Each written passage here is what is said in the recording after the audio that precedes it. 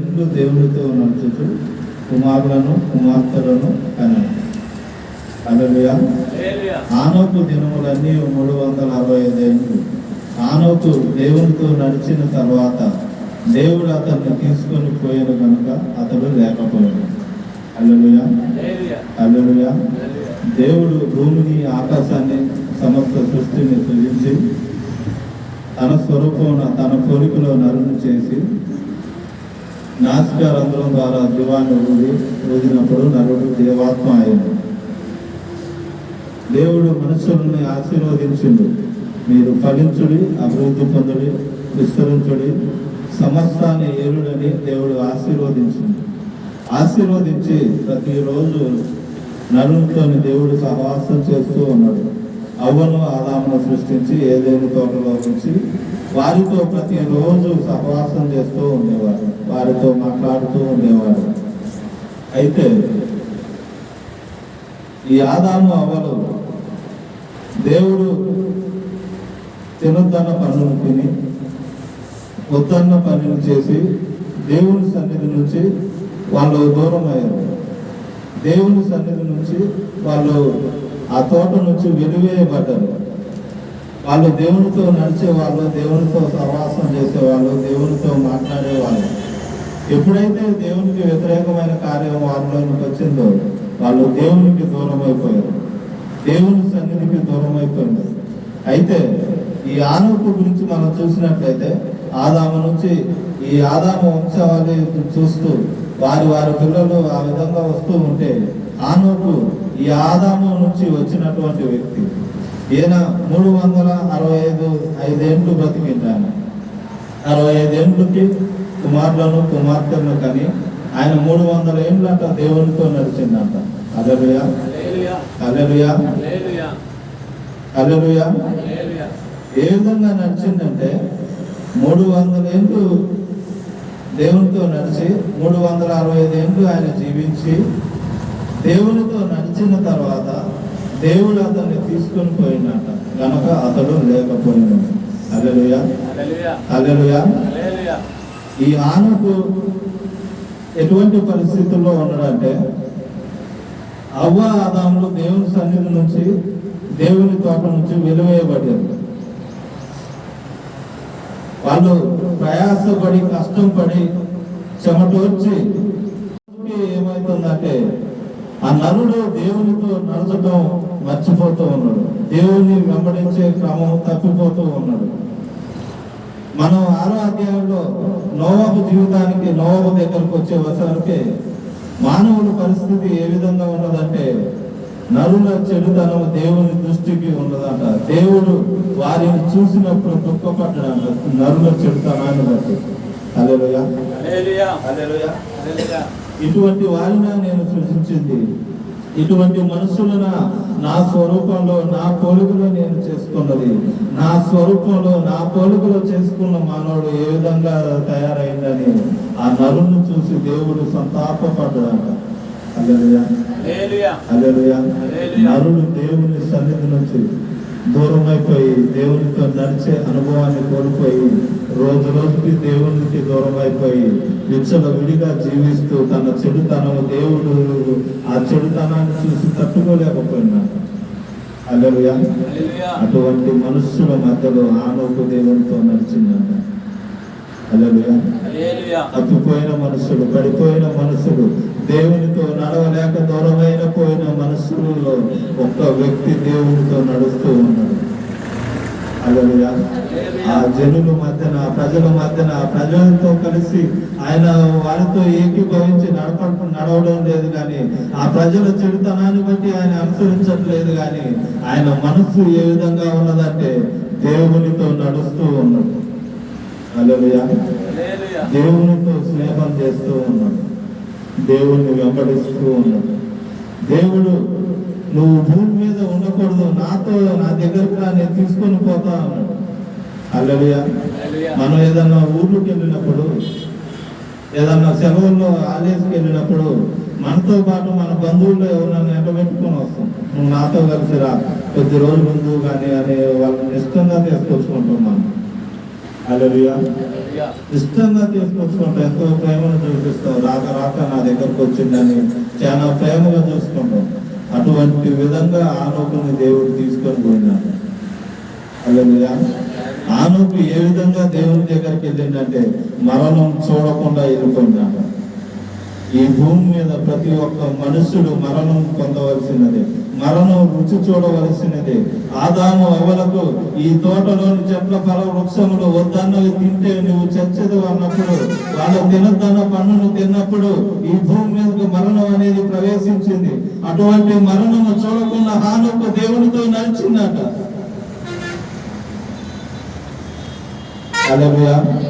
అటువంటి మరణమును రుచి చూడకుండా దేవునితో నడిచిండు. ఎంత ఇష్టంగా దేవునితో నడుచుండొచ్చు. హల్లెలూయా. హల్లెలూయా. ఆనోకు దేవునితో నడిచిండు. ఒక రోజు 2 రోజులు కాదు, కొన్ని సంవత్సరాలు కాదు, కానీ 300 సంవత్సరాలు తన జీవిత కాలం అంతయు ఈ శరీరధారిగా భూమి మీద ఎన్ని సంవత్సరాలు జీవించిండో అన్ని సంవత్సరాలు దేవునికి ఇష్టంగా నడిచిందంట. హల్లెలూయా. హల్లెలూయా. మనం ఒక వారం దేవుని సన్నిధిలో నడిచి దేవుని వాక్యాన్ని విని పశ్చాత్తాపడి మన పాపాలు ఒప్పుకొని, ప్రభా ఇది మొదలుకొని నీ సన్నిధిలో నేను యథార్థంగా జీవిస్తాను ప్రభా, నీ వాక్యానుసారంగా నేను జీవిస్తాను ప్రభా అని తీర్మానం తీసుకొని మరలా ఇంకొక వారం వరకు మనం ఆ మాట మీద నిలబడలేము. హల్లెలూయా. హల్లెలూయా. మనం ఆ మార్గం నుంచి తప్పిపోయి మరలా దోషులుగా వచ్చి దేవుని సన్నిధిలో మనం కూర్చొని మనం దేవుని సన్నిధి వైపు కూడా చూడడానికి ధైర్యం సరిపోక దేవుని సన్నిధికి వచ్చినప్పుడు ఆ ప్రేమ కలిగిన దేవుడు మరలా వాక్యంతో బలపరిచి మనల్ని చేయబట్టు ముందుకు నడిపిస్తూ ఉంటాడు. హల్లెలూయా. పాపము చేసి ఆదాము చెట్టు చాటుకు వెళ్ళినప్పుడు దేవుని ఎదుట నిలవలేకుండా పారిపోయినప్పుడు మరలా తన ఎదుటకి తీసుకున్న దేవుడు. హల్లెలూయా. నువ్వు నా దగ్గరకు రామాకు, నువ్వు పాపము చేసినావు, నా ఎదుట నిలవటకు తీసుకొచ్చుకొని ఆయన ఎదుట నిలవబెట్టుకున్నాడు. హల్లెలూయా. హల్లెలూయా. అటువంటి ప్రేమ కలిగిన దేవుని మనం ఆరాధిస్తూ ఉన్నాం. తన స్వరూపంలో తన పోలికలో చేసుకొని దేవునితో నడవాలని, ఆయనతో సహవాసం చేయాలని, ఆయనతో నడవాలని ఆశపడే దేవుడు ఆనోకుని ఏ విధంగా ప్రేమించిందంటే, ఆనోకు నడుస్తూ ఉన్నప్పుడు నువ్వు ఈ భూమి మీద ఈ పాపపు మనుషుల మధ్యలో నువ్వు ఉండకూడదు, నువ్వు నాతో నా సన్నిధిలో నాతో సహవాసం చేస్తూ ఎల్లప్పుడూ నా సన్నిధిలో నువ్వు ఉండాలి. నువ్వు మరణమును చూడకూడదు. నరుడు తినొద్దన్న పన్నును తిని వద్దన్న పాపము చేసి మరణాన్ని కొని తీసుకొని వచ్చినప్పుడు ఆ మరణం ఆయనకు అంటకుండా తీసుకొని పోయిందట ఆరోగ్యం. హల్లెలూయా. హల్లెలూయా. ఆ మరణము రుచి చూడకుండా ఆరోగ్యం తీసుకొని పోయిందట. ఎంతగా దేవుని వెంబడించి ఉండాలి. 6వ అధ్యాయం ఇంకొక వ్యక్తము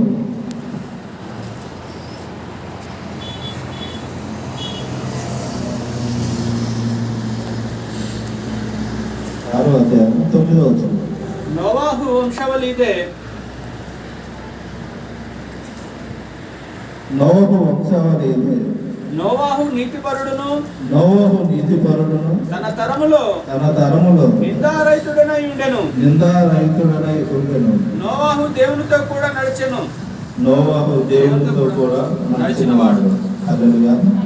హల్లెలూయా. ఇంకా కొన్ని వచనాలు పైన చదివితే 5వ వచనం. నరుల చెడుతనము భూమి మీద గొప్పదనియు వారి హృదయం యొక్క తలంపుల్లోని ఊహంతయు ఎల్లప్పుడు కేవలము చెడ్డదనియు యెహోవా చూచి తాను భూమి మీద నరులను చేసినందుకు యెహోవా సంతాపం నంది తన హృదయంలో నొచ్చుకొనెను. అప్పుడు యెహోవా నేను సృజించిన నరులను నరులతో కూడా జంతువులను పురుగులను ఆకాశ పక్షాదులను భూమి మీద ఉండకుండా తుడిచివేయుదును. ఏలయనగా నేను వారిని సృజించినందుకు సంతాపము నొంది ఉన్నానెను. అయితే నోవాహు యెహోవా దృష్టి యందు కృప పొందినవాడాయెను. హల్లెలూయా హల్లెలూయా హల్లెలూయా. హల్లెలూయా. దేవుడు నరులను పరిశీలించినప్పుడు, భూమి మీద నరులను గమనించినప్పుడు, నరులంతా ఏ విధంగా ఉన్నారంటే చెడుతనంతో భూమి మీద నరుల చెడుతనం భూమి మీద గొప్పదని, వారి హృదయం యొక్క తలంపుల్లోనూ ఒక అంతయు ఎల్లప్పుడూ కేవలం చెడ్డదని యెహోవా చూసి తాను భూమి మీద నరులను చేసినందుకు యెహోవా సంతాపము నుండి తన హృదయంలో నుంచుకునేది. హల్లెలూయా హల్లెలూయా. నరుల చెడుతనాన్ని బట్టి దేవుడు దుఃఖపడుతూ ఉన్నాడు, ఆయన సంతాపపడుతూ ఉన్నాడు. ఇటువంటి నరులను నేను చేసింది నా స్వరూపంలో నా పోలికలో నరులను నేను సృజించుకున్నా కదా, నా స్వరూపంలో నేను చేసుకున్నాను కదా. నేను భూమిని ఆకాశాన్ని సమస్తాన్ని సృష్టించి వాటన్నిటిని ఏమిటకు అధికారిగా నేను ఉంచిన నరుడైన ఇతడు అని అతడు సంతాపపడి దుఃఖపడుతూ ఉన్నాడు. హల్లెలూయా హల్లెలూయా. అయితే ఆ దుఃఖపడుతూ ఉన్న దేవుడు అయితే నోవహు యెహోవా దృష్టి యందు కృప నొందిన వాడాయను. ఆయన అంట తన తరములో నిందారహితుడై ఉండెను. నోవహు దేవునితో కూడా నడిచినవాడు. హల్లెలూయా హల్లెలూయా. ఈ నరులందరూ త్రోవ తప్పిపోయి వాళ్ళ చెడుతనంతో విచ్చలు విడిగా జీవిస్తూ దేవునికి దూరమై వాళ్ళు ఇష్టానుసారంగా జీవిస్తున్న నరులను బట్టి ఇగో ఈ భూమి మీద పక్షులను జంతువులను అన్నిటినీ నేను నాశనం చేస్తాను, ఈ భూమి మీద సమస్తాన్ని నేను తుడిచి వేస్తాను, ఈ భూమిని జలపలయంతో సమస్తము నేను నాశనం చేస్తాను అన్నప్పుడు ఏ ఒక్కడైనా వీరిలో నీతిమంతుడు ఉన్నాడా అన్నప్పుడు దేవుని కృప పొందిన వాడు నోవహు ఒక అతను ఉన్నాడు. ఆయన దేవునితో నడిచినటువంటి వ్యక్తి అంట. తరములో నిందారహితుడుగా ఉన్నటువంటి వ్యక్తి ఎవరైనా ఉన్నారంటే నోవహు. హల్లెలూయా హల్లెలూయా. ఆయన ఏ విధంగా ఉన్నాడంటే దేవునితో కలిసి నడుస్తూ ఉన్నటువంటి వ్యక్తి. హల్లెలూయా. ఆయనతో చెప్పిన మాట ఏంటంటే నువ్వు ఒక ఓడను సిద్ధపరచుకో, ఈ తరముల్లో నా ఎదుట నీవే నిందారహితుడుగా ఉన్నావు, నువ్వు ఒక ఓడను తయారు చేసుకో, ఓడను సృజించుకొని నీ కుటుంబం అంతా దానిలోకి వెళ్ళండి, పక్షులు జంతువులు కీటకాలు కొన్ని నీ దగ్గరకు వస్తాయి, నువ్వు ఈ విధంగా ఓడను కట్టాలని ఓడ కొలతలు ఏ విధంగా డిజైన్ మొత్తం దేవుడు ఆయనకు చెప్పిండు. ఆ ఓడను నిర్మిస్తూ అనేకులకు దేవుని సువార్తను ప్రకటిస్తూ ఉన్నాడు నోవహు. అయ్యా మీ చెడుతనం మానుకోండి, మీ పాపాలు ఒప్పుకోండి, మీ మీద దేవుని ఉగ్రత రాబోతూ ఉన్నది, గొప్ప జలప్రలయం వచ్చి భూమి మీద సమస్తాన్ని నాశనం చేయబోతూ ఉన్నది. మనం ఓడను సిద్ధపరచుకొని ఓడలోనికి మనం వెళ్ళాలి. ఆ జలప్రలయం నుంచి రాబో ఉగ్రత నుంచి మనం తప్పించుకోవాలంటే ఆ ఓడలోనికి ప్రవేశించాలని దేవుని సువార్తను ప్రకటిస్తూ ఉన్నప్పుడు ఏ ఒక్కడు కూడా ఉండలేదంట ఆయన మాట. హల్లెలూయా హల్లెలూయా. ఏ ఒక్కడు కూడా దేవుని మాట వినలేదు. నోవహు కుటుంబం తప్ప ఒక్కరు కూడా వారిని వెంబడించిన వారు లేదు. హల్లెలూయా హల్లెలూయా. వారు ఎంత చెప్పినా వినిపించుకోకుండా, వాళ్ళకి ఎంత ప్రకటించినా వినిపించుకోకుండా వాళ్ళ ఇష్టానుసారంగా వాళ్ళు జీవిస్తూ ఉన్నప్పుడు ఒకానొక దినాన జలప్రలయం రానే వచ్చింది. ఓడలోనికి వెళ్ళిన ఆ కుటుంబం నీటిలో తేలుతూ ఉంటే మిగతా వాళ్ళు శవాలై తేలుతూ ఉన్నారు. హల్లెలూయా హల్లెలూయా హల్లెలూయా. ఆ తర్వాత ఆ జలప్రలయం తర్వాత భూమి మీద నీరంతా ఇంకిపోయిన తర్వాత నోవహు కుటుంబాన్ని పిలిచినప్పుడు ఆ కుటుంబం బయటకు వచ్చి దేవునికి బలులు అర్పించి దేవుడు వాళ్ళ బలులను అంగీకరించి వారి ప్రార్థనను ఆలకించి వారిని ఆశీర్వదించిండు. మీరు భూమిని నిందించండి, ఫలించండి, విస్తరింపజేయండి, మీరు అభివృద్ధి పొందండి, ఇంకెప్పుడు ఇటువంటి జలప్రలయంతో నేను నాశనం చేయను, దీనికి గుర్తుగా నా నిబంధనను స్థిరపరుస్తూ ఉన్నాను, ఆకాశంలో ఒక ధనుస్సును నేను ఉంచుతూ ఉన్నాను, నేను ఇంకెప్పుడు ఎటువంటి జలప్రలయం భూమి మీదకి రానివ్వనని ఒక నిబంధన చేసిండు దేవుడు. హల్లెలూయా. ఆ తర్వాత కొంతమంది వచ్చారు, కొన్ని తరాల తర్వాత వారు చేసిన పని ఏంటంటే, ఇంకెప్పుడైనా జలప్రలయం వచ్చినప్పుడు మనం ఈ జలప్రలయంలో నాశనం కాకుండా ఒక గొప్ప శిఖరాన్ని మనం కట్టుకుందాం. ఆ జలప్రలయం వచ్చినప్పుడు మనల్ని మనం రక్షించుకోవడానికి దాని గోపురం పైకి వెళ్ళినప్పుడు వర్షం వచ్చి వరద వచ్చినా మనం మునిగిపోము, దానిలో మనం బ్రతుకుతాం. హల్లెలూయా. దేవుడు ఎవరిని వాగ్దానం చేసిండు, ఎవరిని నిబంధన చేసిండు? నోవు కుటుంబాలతో ఎవరిని చేసిండు నిబంధన?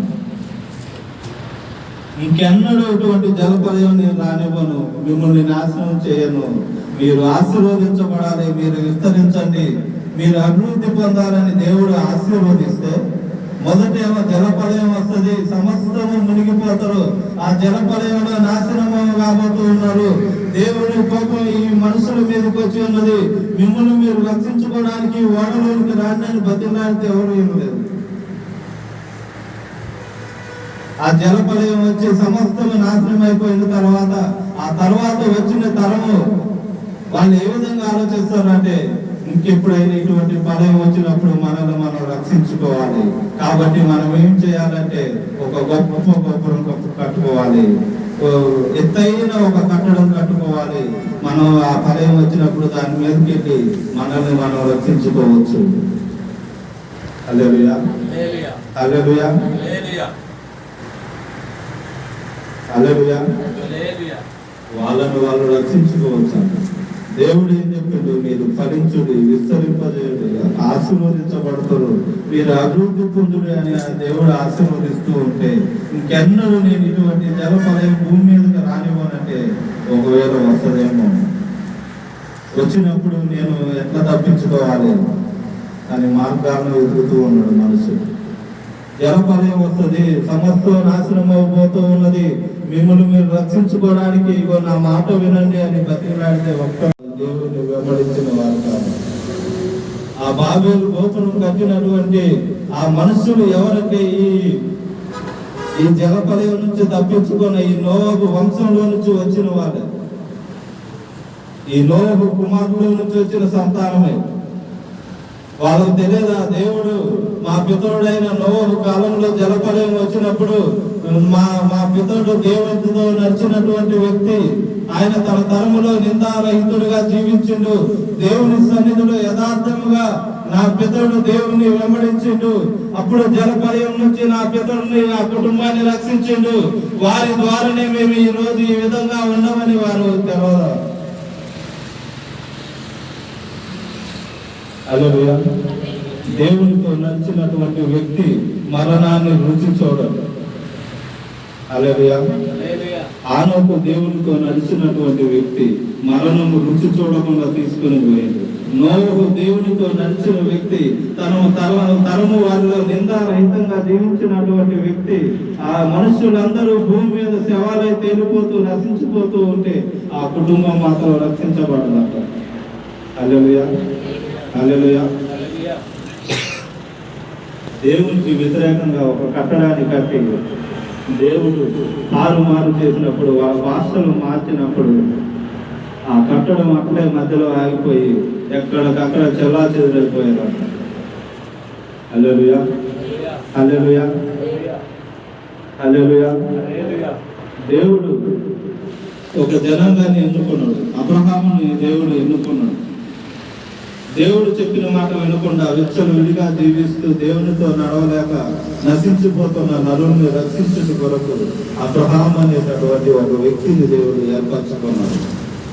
నిన్ను బట్టి ఈ భూమి మీద వంశములన్నీ నేను ఆశీర్వదిస్తాను, నీ ద్వారా ఈ లోకంలోని వంశములన్నీ నేను దీవిస్తానని అబ్రహాము ఎన్నుకున్నప్పుడు అబ్రహాము విశ్వాసంతో దేవుని వెంబడించిందంట. హల్లెలూయా.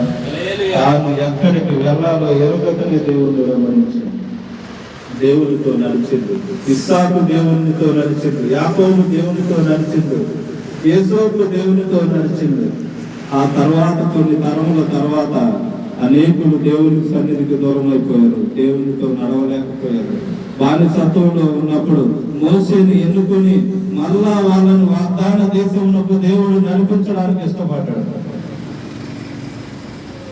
ఆ అరణ్యంలో వారిని నడిపిస్తూ ఉన్నప్పుడు అనేక మార్లు సనుగుతూ గొనుగుతూ దేవుని సన్నిధిలో వాళ్ళు దేవునికి వ్యతిరేకంగా మాట్లాడుతూ ఉన్నప్పుడు దేవునితో నడవలేక అరణ్యంలో ఎంతో మంది నశించిపోయారు. దేవుని పూర్ణ మనసుతో పూర్ణాత్మతో సేవించి ఆయనతో నడిచిన ఇద్దరు వ్యక్తులు మాత్రం ఆ వాగ్దాన దేశానికి నడిపించబడేది. హల్లెలూయా, హల్లెలూయా. ఎవరు వాళ్ళు మనకు తెలుసు. హల్లెలూయా, హల్లెలూయా. దేవునితో నడవలేక తప్పిపోయిన వాళ్ళ అరణ్యంలో రాలిపోయారంట. మరణాన్ని రుచి చూసి ఆ వాగ్దాన దేశంలోనికి అడుగు పెట్టలేకపోయారు. కానీ దేవునితో ఇష్టంగా నడిచిన ఇద్దరు వ్యక్తులు మాత్రం వారు క్షేమంగా వాగ్దాన దేశంలో అడుగుతుంటారు. హల్లెలూయా, హల్లెలూయా. వాళ్ళు వాగ్దాన దేశానికి అడుగుపెట్టి దేవుని మహిమపరిచారు. హల్లెలూయా, హల్లెలూయా. దేవునితో మనం నడవాలి, దేవుణ్ణి వెంబడించాలి. నశించిపోతున్న మనుషులను వెతికి రక్షించుట కొరకు ప్రభు అయిన యేసుక్రీస్తు శరీరధారిగా ఈ లోకానికి వచ్చి ఆయన శిష్యులను ఏర్పరచుకొని మరలా దేవుని మార్గంలో నడిపించుట కొరకు యేసయ్య ఈ లోకానికి వచ్చింది. హల్లెలూయా. వాళ్ళు వాగ్దాన దేశానికి నడిచిన తర్వాత రాజులను ఏర్పరచుకున్నాడు. రాజులను ఏర్పరచుకున్నప్పుడు దేవునితో సరైన నడత నడవలేకపోయారు రాజులు. దావీదు తర్వాత సొలొమోను తర్వాత రాజులు రెహబాము, యెరోబాము, వాళ్ళ సంతానం, వాళ్ళ తర్వాత రాజును మనం చూసినట్లయితే వాళ్ళు యెహోవా ఎదుట యథార్థముగా నడవలేకపోయారు.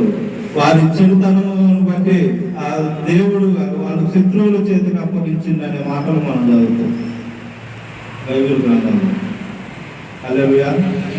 ఆ రాజులు తన పితరుడైన దావీదు వలె వాళ్ళు నడవలేకపోయారు.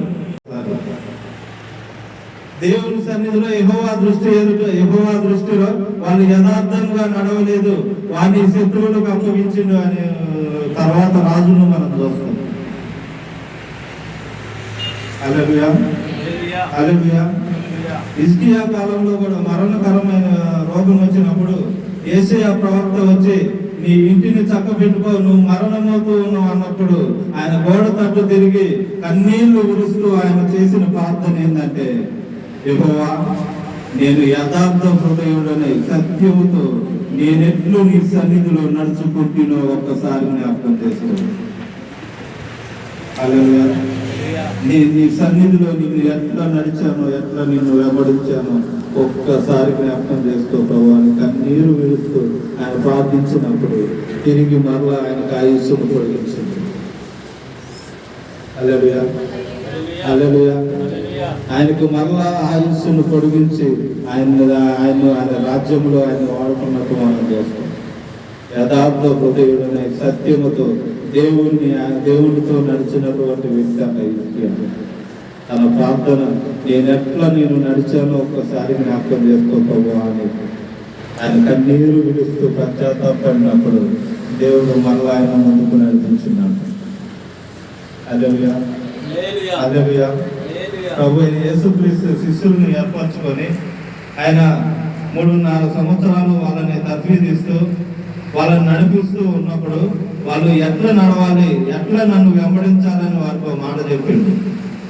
ఆయన సువార్తను ప్రకటిస్తూ ఉన్నప్పుడు ఒక్కొక్కరు వచ్చి నిన్ను వెంబడిస్తాను ప్రభా, నీతో నేను నడుస్తాను, నీ సువార్తలో నేను పాల్గొంటాను అంటే నువ్వు వెళ్ళి నీ తల్లిదండ్రులు కనబరుచుకో, నువ్వు లేకపోతే ఇంకొక వ్యక్తితోటి నీ ఆస్తి అంతా బీదలు కమ్మి నన్ను వెంబడించు. అయితే అతడు మిగులు ఆస్తి గలవాడు కనుక అతడు సనుక్కుంటూ యేసయ్య ఎదుటి నుంచి వెళ్ళిపోయినట్టు. ఎంతో మంది నిన్ను వెంబడిస్తా ప్రభా, నిన్ను వెంబడిస్తా, నీతో కలిసి నేను నడుస్తా, నీ సేవలో నేను ఉంటా అని వెంబడించి ఆయనతో నడవలేక వెనుకైపోయిన వాడు ఎంతో మంది ఉన్నారు. అయితే శిష్యులతో ప్రభు అయిన యేసుక్రీస్తు అంటున్న మాట ఏంటంటే మత్తయి సువార్త 16వ అధ్యాయము 16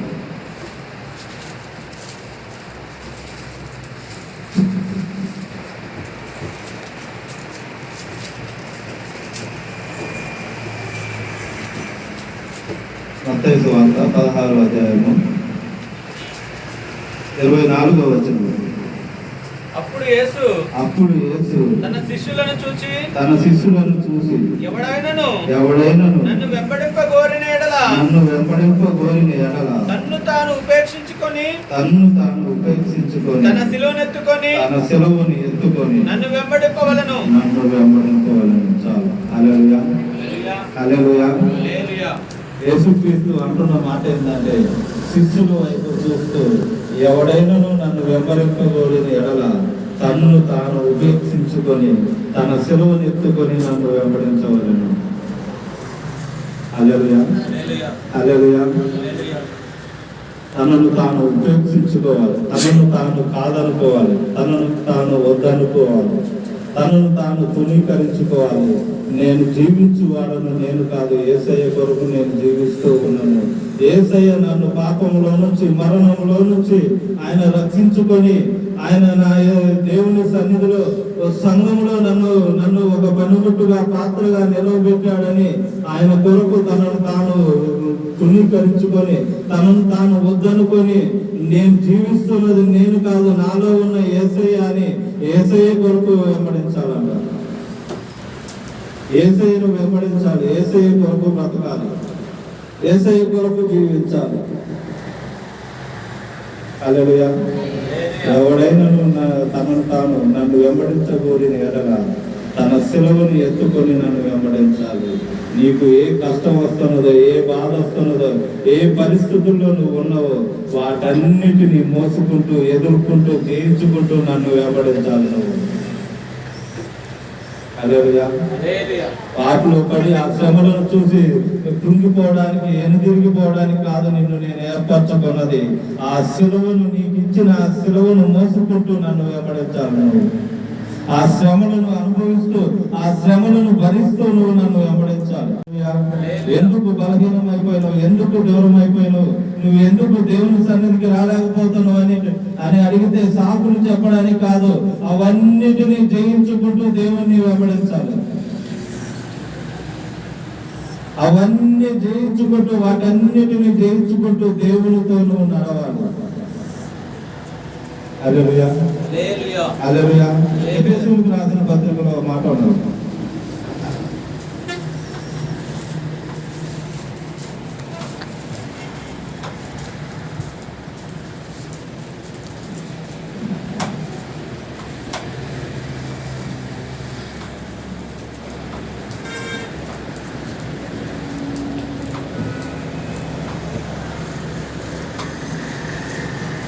ఎఫెసీయులకు రాసిన పత్రిక 5వ అధ్యాయము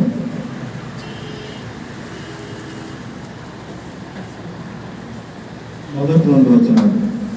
కావున మీరు ప్రియులైన పిల్లల వలె దేవుని పోలి నడుచుకొనుడి.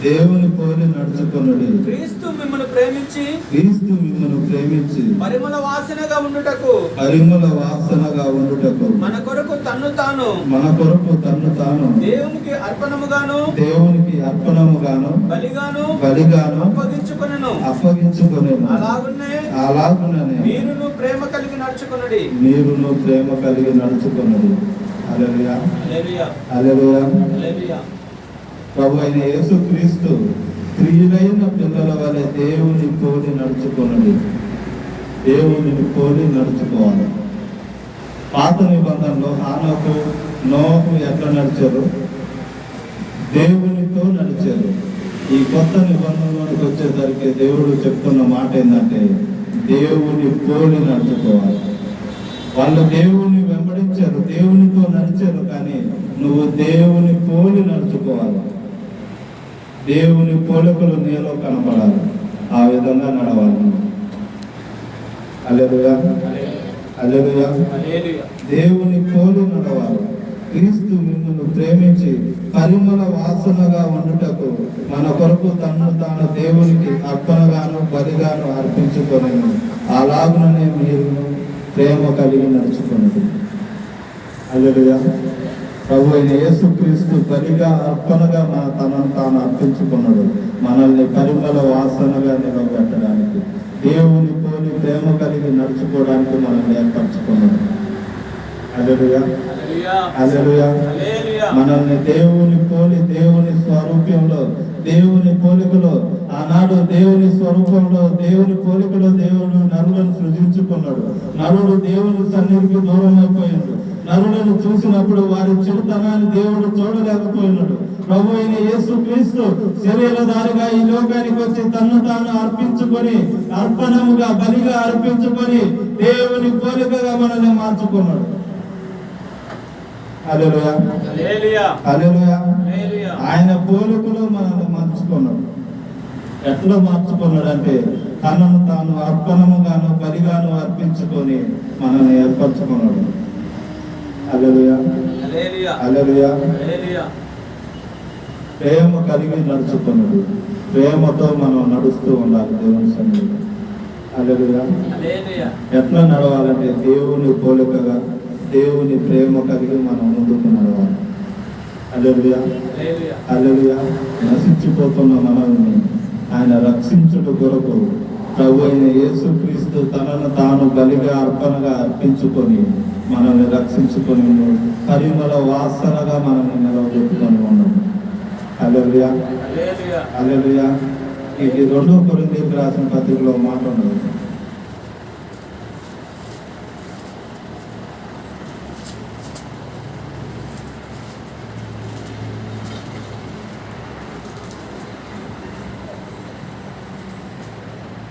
ఆరో అధ్యాయము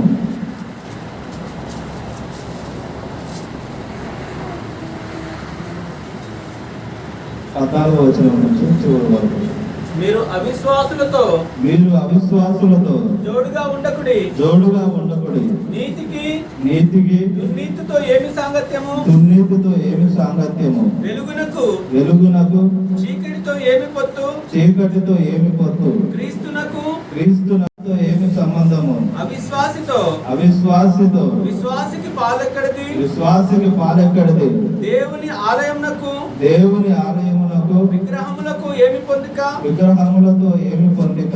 మనము జీవము గల దేవుని ఆలయమై ఉన్నాము. అందుకు దేవుడిలాగు సెలవిచ్చుచున్నాడు. నేను వారిలో నివసించి సంచరింతును. నేను వారి దేవుడనై ఉందును. వారు నా ప్రజలై ఉందురు. కావున మీరు వారి మధ్య నుండి బయలు వెళ్ళడి. ప్రత్యేకముగా ఉండుడి. అపవిత్రమైన దానిని ముట్టకుడని ప్రభువు చెప్పుచున్నాడు. మరియు నేను మిమ్మును చేర్చుకొందును. మీకు తండ్రినై ఉందును. మీరు నాకు కుమారులను కుమార్తెలనై ఉందురని సర్వశక్తి గల ప్రభువు చెప్పుచున్నాడు. హల్లెలూయా హల్లెలూయా. ఇన్ని వాగ్దానాలు ఉన్నాయి మనకి దేవుణ్ణి వెంబడించడానికి, దేవుణ్ణి నడచడానికి. దేవునితో ఎందుకు నడవాలి, ఎందుకు వెంబడించాలి, మనకేం వస్తుంది అంటే ఇన్ని వాగ్దానాలు ఉన్నాయి. ఈ 7వ అధ్యాయం 1వ వచనంలో ఆ మాట ఉంటుంది. ప్రియులారా, మనకి ఈ వాగ్దానంలో ఉన్నవి కనుక దేవుని భయముతో పరిశుద్ధతను సంపూర్తి చేసుకొనుచు శరీరమునకు ఆత్మకు కలిగిన సమస్త కల్మషము నుండి మనలను పవిత్రులుగా చేసుకున్నాము. ఈ వాగ్దానాలన్నీ మనకు ఉన్నవి కాబట్టి దేవుని భయముతో పరిశుద్ధతను సంపూర్తి చేసుకొనుచు శరీరానికి ఆత్మకు కలిగిన సమస్త కల్మషము నుండి మనల్ని పవిత్రులుగా చేసుకున్నాము. ఎంత పరిశుద్ధంగా దేవుని భయంతో ఎందుకు మనం జీవించాలంటే పైన రాయబడిన వాగ్దానాలు ఉన్నవి.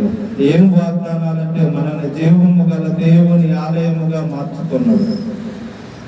హల్లెలూయా హల్లెలూయా. మనల్ని జీవము గల దేవుని ఆలయంగా ఆయన మార్చుకున్నాడు. ఆయన ఎందుకు మార్చుకున్నాడు ఆలయముగా అంటే నేను వారిలో నివసించి సంచరించును. హల్లెలూయా హల్లెలూయా.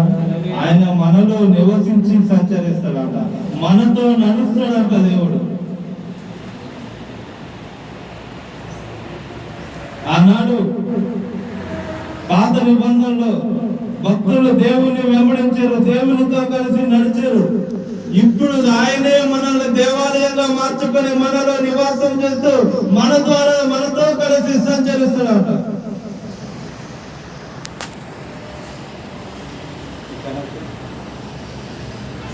హల్లెలూయా. మనలో ఉండి ఆయన సంచరిస్తాడట. మనల్ని దేవుని పోలికగా మారుస్తాడట. హల్లెలూయా. హల్లెలూయా.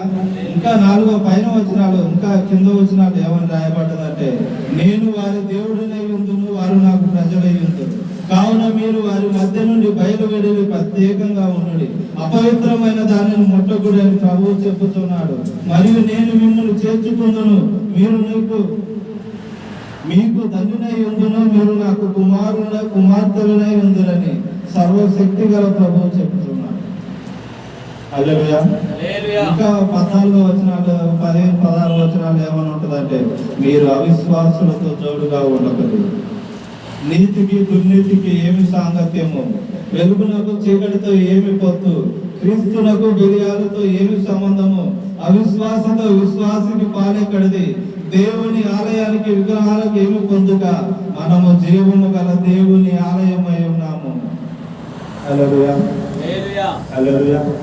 మనల్ని జీవము గల దేవుని ఆలయముగా మార్చుకొని మనలో నివాసము చేస్తూ ఆయన మనతో కలిసి సంచరిస్తాడు, మనతో కలిసి నడుస్తున్నాడు. హల్లెలూయా. ఆనాడు రానోకు నోవకు దేవునితో నడిచారు, దేవుని వెంబడించారు. కానీ ప్రభు అయిన యేసుక్రీస్తు మన కోసం తనను తాను అర్పణగా బలిగా అర్పించుకొని పరిమళ వాసనగా మనల్ని మార్చి మనల్ని దేవుని ఆలయముగా చేసుకొని మనలో నివాసం చేస్తూ మనతో కలిసి నడుస్తున్నాడు ఆయన. హల్లెలూయా. హల్లెలూయా. అటువంటి కృపను ఈ దినాన మనకు దేవుడు అనుగ్రహించింది. మనకు ఆయన దేవుడై ఉంటాడు.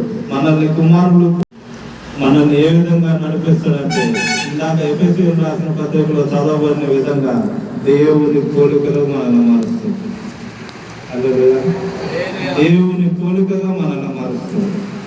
ఆనాడు తన స్వరూపంలో తన పోలికలో నరుని సృజించుకున్నప్పుడు దేవుని స్వరూపాన్ని, దేవుని పోలికను కోల్పోయిన మానవుని మరలా స్వరూపంలోనికి మనల్ని మారుస్తున్నాడు. హల్లెలూయా. అటువంటి పోలికగా మనల్ని మార్చుకున్నట్టు ఆయన మనల్ని దేవుని మందిరంగా మార్చుకొని మనలో నివాసం చేస్తూ మనల్ని నడిపిస్తూ ఉన్నాడు. హల్లెలూయా. హల్లెలూయా. అటువంటి వాగ్దానాలను దేవుడు మనకు అనుగ్రహించి ఉన్నాడు. ఈ వాగ్దానాలు మనకు ఉన్నవి కనుక దేవుని భయంతో పరిశుద్ధతను సంపూర్తి చేసుకోవచ్చు.